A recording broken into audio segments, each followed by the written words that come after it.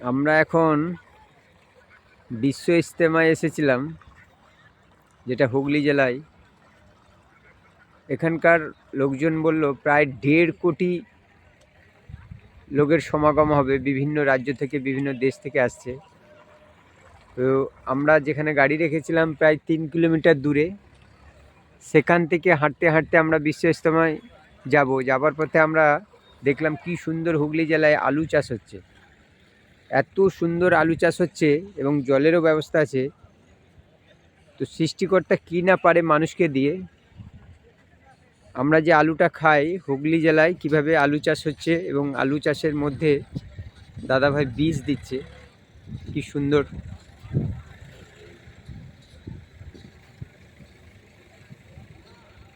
দেখতে পাচ্ছেন।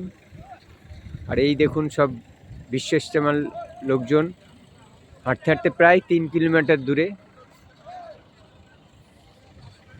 অপরূপ দৃশ্য। সৃষ্টিকর্তা কি না পারে মানুষকে দিয়ে সব কিছুই করে নিতে পারে।